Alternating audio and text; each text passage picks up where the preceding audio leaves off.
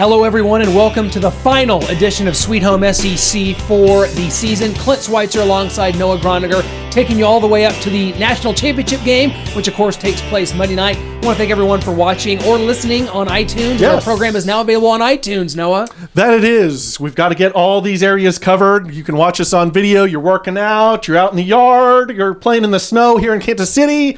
You got to be able to listen to it. iTunes is the way to do it. Absolutely, guys. And we have a huge guest coming up here, literally a huge guest coming in to talk about the national championship game. We're going to the Clemson side of things. I know this is Sweet Home SEC, but we're going to the ACC. We're going to the Clemson perspective. We know what Alabama brings to the table, but we've got a big guest, former Clemson defensive tackle, Clemson Hall of Famer, Brenston Buckner, former NFL player as well, played 12 seasons in the NFL, will be joining us to talk about the national championship game and his time in Clemson and playing in Death Valley, man. Oh, it's going to be huge, just as he is. I mean, this huge game for them, a rematch against the Alabama Crimson Tide. Does he think they can do it? Does he think that they can take down the big Alabama Crimson Tide? The video game boss, Mike Tyson and Mike Tyson's Punch-Out. Can somebody do it? Can somebody unseat Alabama? Well, it's going to be interesting talking to Brenston about that. Obviously, a lot of pundits are starting to pick Clemson as the week's gone on. You saw the way they just absolutely manhandled Ohio State. A very impressive fashion. Deshaun Watson's the best player in college football, and I've said it all year. I said he deserved the Heisman even over Lamar Jackson, and we've sort of seen that play out as the playoffs have taken place, have begun. Alabama, you wonder if they're just saying it to say it, just because, well, if we don't say it, that's just going to go to the side. No one's going to remember it. But if we say it and it happens, we're going to be the big deal. We picked it. We were the smart guys. We had something that you guys didn't know. I've got to wait to see what Brenston says before we can make a pick. And it's just this game. To me, it comes down to, the play of the two defenses. Alabama's been just absolutely so stout against the run, especially. We're going to see what kind of scheme they devise to try to keep Deshaun Watson, some of those talented receivers, the good tight end. Get Gallman on the outside, the running back, yes. Yeah, and Bo Scarborough, a guy that's starting to become a load for Alabama, much like Derrick Henry was in his career, much like Trent Richardson was in his career. You're seeing Bo Scarborough become that guy for Alabama. But Noah, the bowl season has come and gone. We're down to one more game. This is our last show here on Sweet Home SEC for quite some time. It's just kind of sad to bid adieu. Our sponsor, we want to thank them, Stadium Crashers. They've been with us all year long. The Stadium documentary. Crashers, thank you so much. A great documentary, 4,000 miles, 9 days, 14 stadiums, all the SEC stadiums. Do we get into them all? You can check out the DVD, special edition DVD on StadiumCrashers.com, or it's streaming on Vimeo. You can find the way to watch it on StadiumCrashers.com. Check that out. And guys, we want to go ahead and welcome our guest at this time. He is the current Arizona Cardinals defensive line coach, played 12 seasons in the NFL, and of course is a Clemson Sports Hall of Famer. Of course, we are talking about Brenston Buckner. Brenston, Happy New Year. Welcome to the show. How's everything going, man? It's going good. Happy New Year to you guys. It's my pleasure to be on with you. Well, thanks a lot. I guess we got to start with this big game coming up Monday. Your alma mater, the Clemson Tigers, for the second year in a row, have a chance to take down the mighty Alabama Crimson Tide. What do you see coming into this game? I know last year it was to the wire. What a great game that was. A lot of people think Deshaun Watson plays his game and can put up some points in Alabama, that Clemson has a chance. What do you see out of this one, and how big is this one for Clemson? I think it's real big. It's a testament to Dabo Sweeney and his staff and those guys who didn't just rest on their laurels from last year and think that it was just going to happen all over again. They went back, they worked hard, they dedicated themselves into getting back to this game. I think it's going to be a much competitive game than last year, if you can imagine that, because I think last year Clemson were the new guys on the block, and they was just showing people they belong. I think they went out there and they showed people they belong, really having a chance to win the game. But now you see them, I think they're built to take on Alabama. Defensive line-wise, they got bigger and stayed just as faster. Defensively on the back end, the defensive backs are a lot faster and bigger. Offensively, can still run the ball, and Deshaun Watson is just a special individual. Then you throw in Mike Williams and Deion Kane, who didn't play in the national championship game last year. I think the Tigers are looking real good going into this game. Well, what are some of the keys to success for the Clemson Tigers going into this game?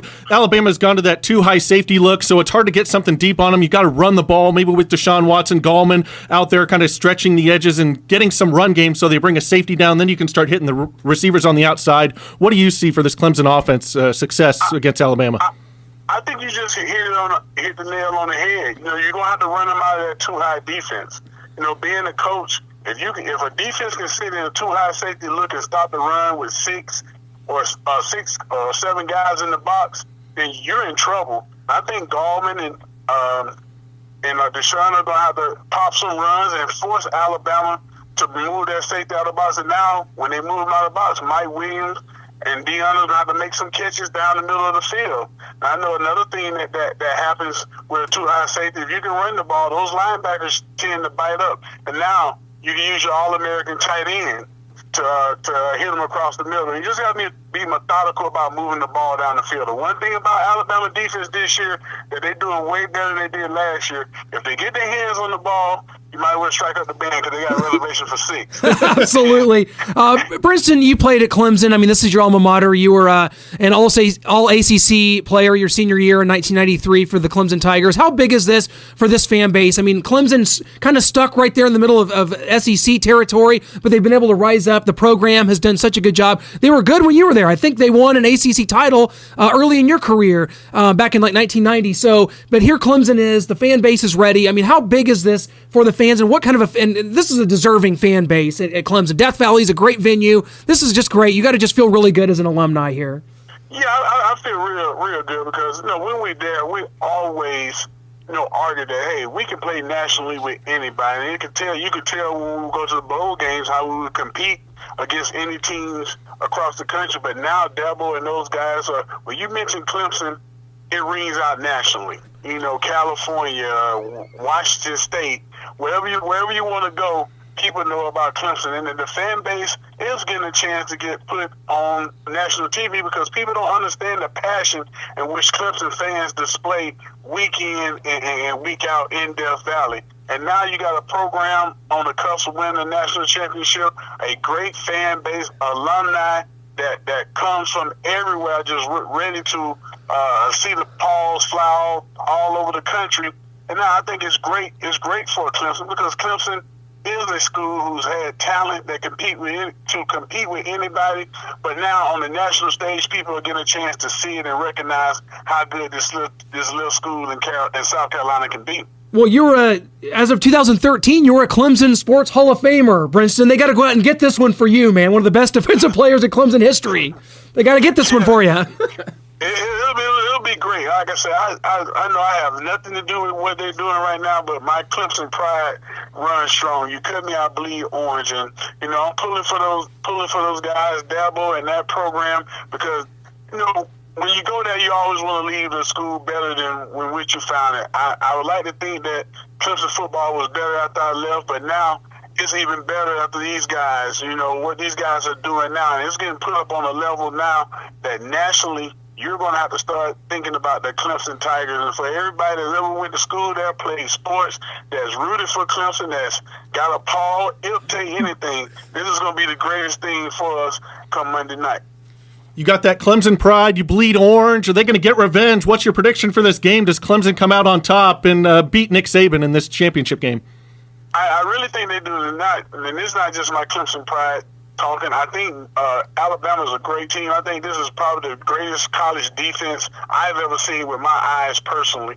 But I think Clemson defense is not far away, but I think Clemson offense is far ahead than what Alabama offense brings right now. I think their young quarterback is going to be good in his own right, but I like Deshaun in this game getting a chance to finish what he did last year. So I take Clemson Tigers in this game 35-24. Now, of course, the defensive line coach with the Arizona Cardinals. And we got to ask you about a couple guys. Of course, you guys traded for Chandler Jones. Made a good impact for you guys this year. And also, a guy we know very well, a guy we covered here at the University of Missouri as we were here in Kansas City, Marcus Golden, third in the NFL, tied for third with 12.5 sacks. What did you see out of those two? What kind of an impact did Chandler Jones make? And to talk about Marcus Golden and what makes him so special. Well, Chandler was a great pickup for us. Chandler was a young pass rushing guy who's capable of putting his hand down in the dirt, being the defensive line. When we got him from New England, you probably heard me scream all the way down there in Missouri. I was just like, I'm elated because he's a guy that could change the game at any moment. He's great in the locker room. He was great for Marcus. Marcus being a young guy coming out of Missouri, he needed that big brother type guy to play across from him. A guy who, Chandler had Super Bowl experience, played for New England, and Chandler once, he showed Marcus how to work. But the one thing about Marcus Golden, we call him Junkyard Dog here because you're not going to outwork this guy. That's the one thing we saw on film. Everybody was like, Shane Ray, you got to look at Shane Ray. And me and linebacker coach Larry Foote, every time we turned on the field, we was like, who is this Golden guy? This is the guy that's running 50 yards downfield making a tackle. This is the guy that's going to make those plays that you don't show up on the stat sheet. And ever since he stepped on this to our franchise, he's been 100 miles per hour. His tenacity, his willingness to get better, just his competitiveness. But the one thing that we all love about him, that he's so humble that every day is, Coach, how can I get better?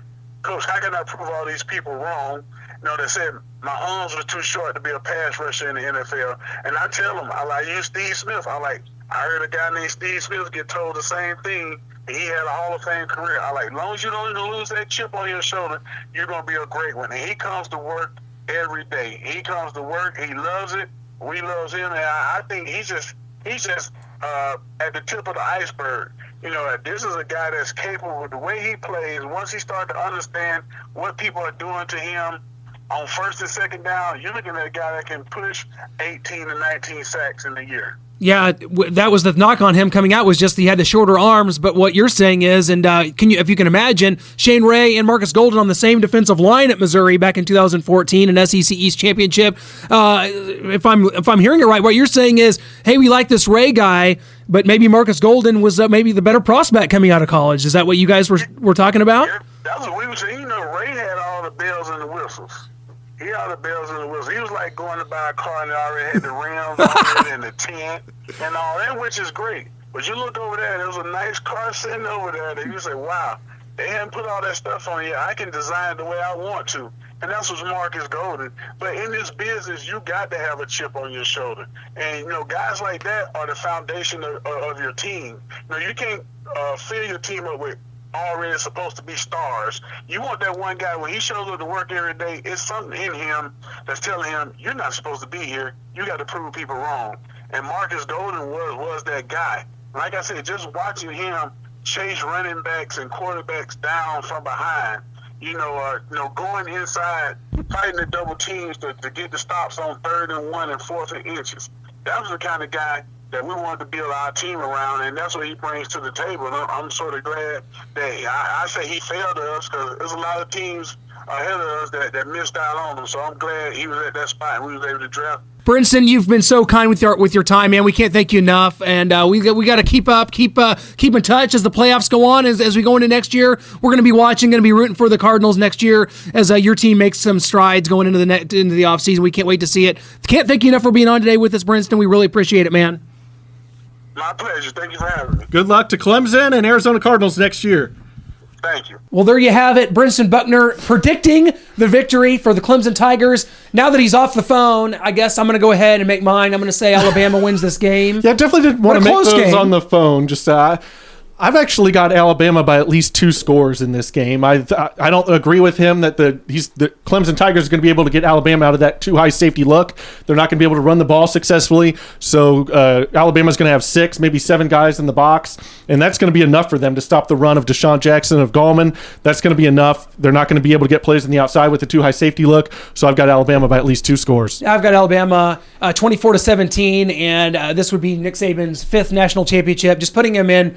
I mean, there's just no really adjective to describe where Nick Saban is, and as far as just being that much better than everybody else. I know Urban Meyer's a great coach. He's up there. Yeah. There's some good coaches. Dabo Swinney's really done a great job at Clemson. Yes. Nick Saban's in just a he's all by himself. He's in a category all by himself. And what Alabama's done, that program, when he took it over, you think of Alabama as just being this all-encompassing. They've just done this forever. And yes, they have a great history. Bear Bryant did so many good things there. Gene Stallings won a national championship in '92 at Alabama.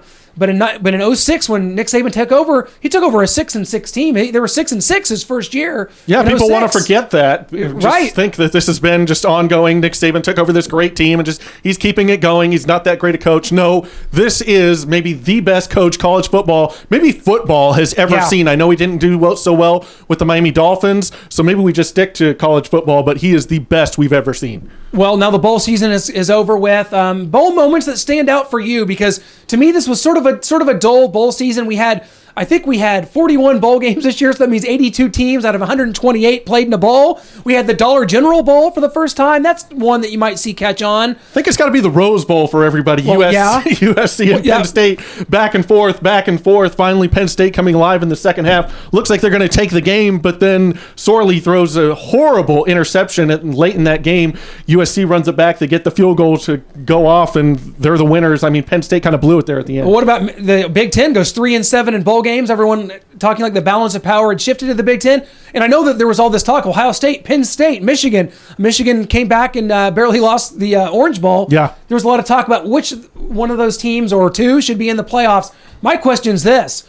What about Oklahoma and USC? Those are the two teams maybe playing the best at the end of the season that didn't make it in. It's going to be interesting to see, because I think USC's got a quarterback going into next year, a young quarterback that's going to be just absolutely Sam Darnold. Yeah, Darnold was unbelievable in leading the Trojans back, and Oklahoma still has a lot of talent. They took care of Auburn easily. I look at Oklahoma. To me, USC, that defense was atrocious. You're right, and that goes for Penn State too. Yeah, and who are you going to stop if you get into this Final Four in Alabama and Clemson? Are you going to be able to stop these teams? You can't stop Penn State. You couldn't stop Florida State for Michigan. Penn State couldn't stop USC. I mean, you're talking about these teams. I think you can't make a case. I mean, you've got these teams in the Final Four. They deserve to be there, and the rest of these teams, they are where they deserve to be. Well, now you're talking about, we talk about Mike Tyson's Punch Out, what Alabama is. They're like the Mike Tyson at the end. It's time. It's Little Mac, the Clemson Tigers, the little program that could. They're not. Their perception though is now that Clemson is one of the big boys. And it's time for them to put a stamp on that. This is their chance. I don't see them making it back to this game a third year in a row, but I see Alabama back next year. So, well, of course, this is their chance. This is really it for Clemson with Deshaun Watson. They've got to make it happen. Yeah. This is their last chance. I mean, you can talk last year. Some players left. Were they going to be able to rebound? They still had Deshaun Watson. They won't have him again. What are they going to do at the quarterback position? This is their chance against Alabama the second time.